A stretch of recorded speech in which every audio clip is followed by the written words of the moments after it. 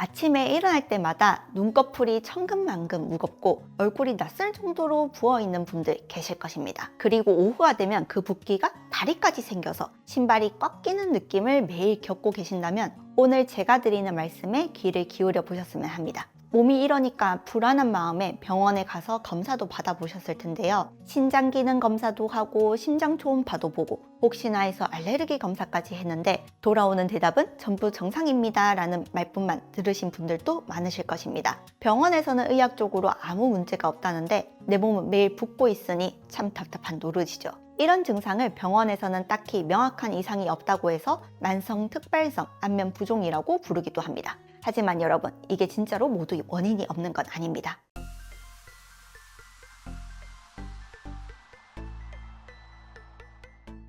안녕하세요. 건강 정보를 분석하고 플랜을 세워드리는 이웃집 닥터 이승은입니다. 우리가 건강을 위해서 매일 챙겨 먹던 우유나 요거트, 그리고 간식으로 무심코 먹었던 치즈가 바로 그 원인일 수 있습니다. 보통 우유는 혈당을 천천히 올리니까 건강에 좋다라고 생각하시죠. 그런데 이건 혈당 지수만 보고 인슐린 지수는 확인하지 않아서 생기는 오해입니다. 우유는 혈당 지수, 그러니까 GI 자체는 낮은 편입니다. 그런데 문제는 혈당이 많이 오르지 않는데도 인슐린 분비는 생각보다 크게 자극될 수 있다는 점입니다. 우유 제품 속에 들어있는 특히 유청단백질 같은 우유 단백질이 췌장을 자극해 식후 인슐린 반응을 강하게 자극할 수 있습니다. 문제는 이렇게 과도하게 나온 인슐린이 단순히 혈당만 조절하고 끝나는 게 아니라는 점입니다. 인슐린은 신장에도 영향을 미쳐서 소변으로 배출되어야 할 나트륨을 다시 몸 안으로 재흡수하게 만듭니다. 우리 신장에는 아주 미세한 관인 세뇨관이란 게 있는데요. 여기에는 인슐린을 받아들이는 수용체들이 있습니다. 혈액 속에 인슐린이 너무 많아지면 이 수용체들이 작동하면서 소금을 몸 밖에 나가지 못하게 다시 몸 안에 들어오게 만드는 거죠. 혈액 검사를 해보자면 신장 수치는 정상으로 나오지만 실제 기능적으로는 소금을 배출하는 능력이 좀 떨어지고 나트륨을 더 오래 붙잡는 상태가 되는 것입니다. 몸속에 소금이 자꾸 쌓이니까 우리 몸은 체액의 농도를 맞추려고 물을 붙잡아 두게 되고요. 결국 그 넘쳐나는 수분이 혈관 밖으로 빠져나오면서 얼굴이 붓게 되는 것입니다.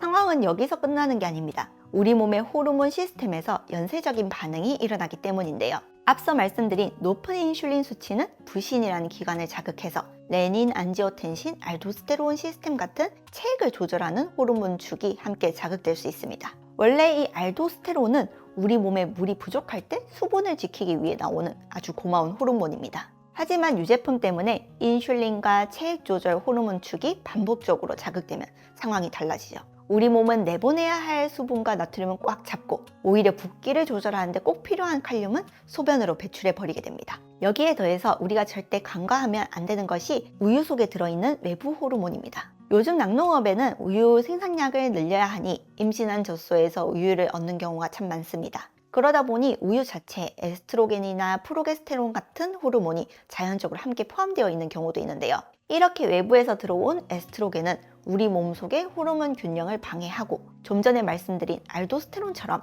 신장에서 수분이 잘 빠져나가지 못하게 해서 체액 조절과 호르몬 균형에 영향을 줄 수 있습니다.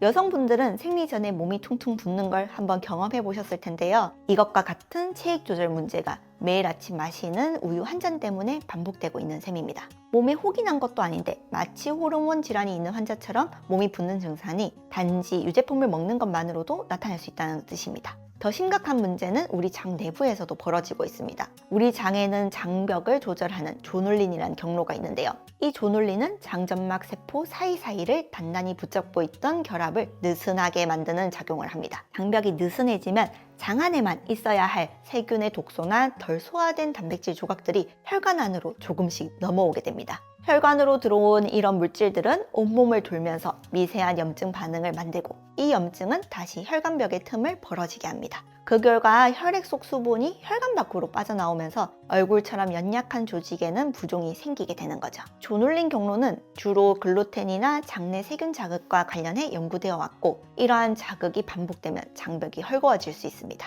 여기서 중요한 점은 유제품도 사람에 따라 이런 장점막과 면역 반응을 자극할 수 있는 식품이라는 것입니다. 나는 우유 마셔도 배도 안 아프고 설사도 안 하니까 괜찮다 라고 생각하시는 분들 많으시죠. 하지만 그건 단순히 유당을 분해하는 효소가 있냐 없냐의 문제일 뿐이고, 여기서 제가 말씀드리는 건 유제품 속 단백질과 가공 과정에 대해서 우리 면역계가 어떻게 반응하느냐에 대한 문제입니다. 특히 우유가 공장에서 만들어질 때 거치는 균질화 공정도 문제인데요.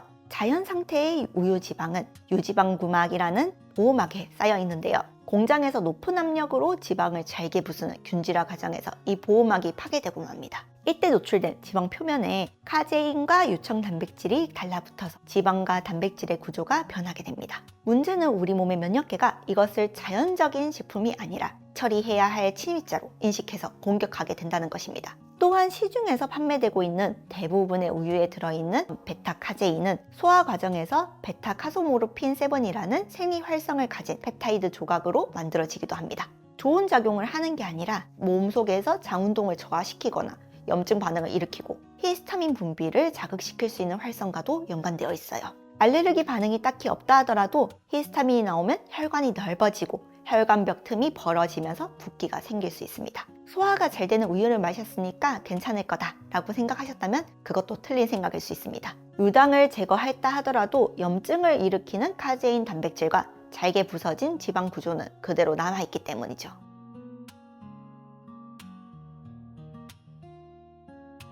정말 중요한 점은 이러한 반응은 섭취 즉시 나타나는 급성 알레르기와는 다르다는 것입니다. 즉각적인 IgE 알레르기와 달리 지연성 과민 반응 형태로 우유를 마신 뒤 짧게는 하루, 길게는 며칠 뒤에 증상이 나타나게 됩니다. 그러니 오늘 아침 퉁퉁 부은 얼굴은 어젯밤에 마신 라떼 때문이 아니라 3일 전에 먹은 치즈케이크 때문일 수도 있다는 이야기입니다. 반응 시간이 이렇게 늦다 보니 원인을 음식에서 찾지 못하고 내 신장이 나빠진 건 아닌지 엉뚱한 생각을 하면서 시간을 보내게 되는 셈이죠. 이때 병원 검사 수치가 정상 범위에 있다고 해서 몸에 이상이 없는 건 아닐 수도 있습니다. 기능의학적으로는 단순히 정상 범위가 아니라 최소 범위를 함께 살펴볼 필요가 있는데요. 통풍이 없더라도 요산 수치가 정상 범위에 끝자락에 걸쳐 있거나 염증 수치인 HSCRP가 1.0 이상으로 미세하게 높다면 주의하셔야 합니다. 이러한 수치 변화는 이미 유제품으로 인한 대사적 스트레스가 여러분의 혈관 한쪽 벽에 영향을 주고 있다는 모습을 보여주기 때문입니다.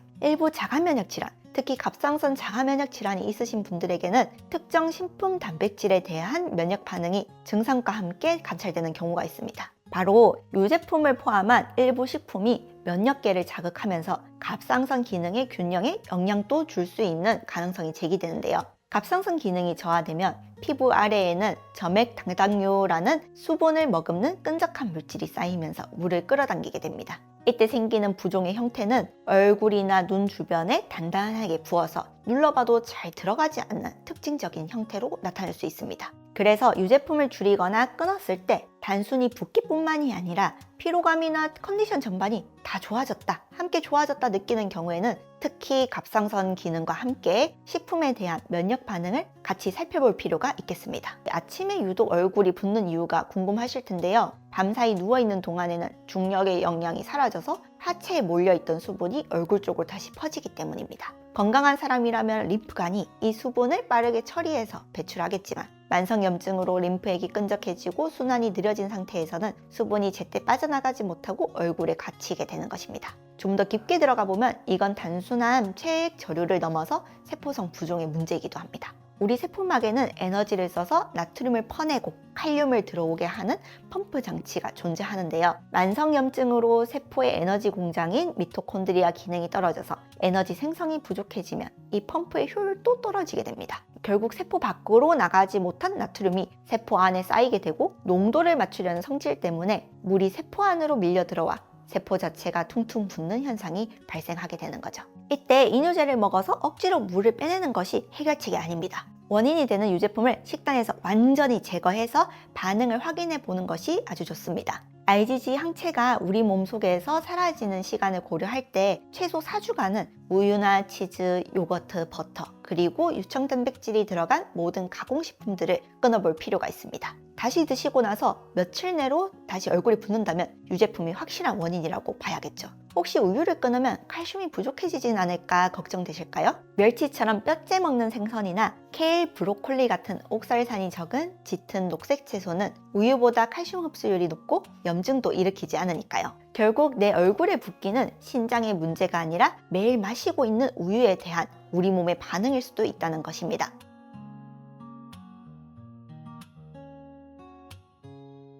오늘 당장 우유를 끊는 것만으로도 여러분의 아침 얼굴은 확실히 달라질 수도 있습니다. 지금까지 평생 건강을 위한 기능의학 파트너 하이메웨이원 원장 내분비내과 전문의 이승은이었습니다. 감사합니다.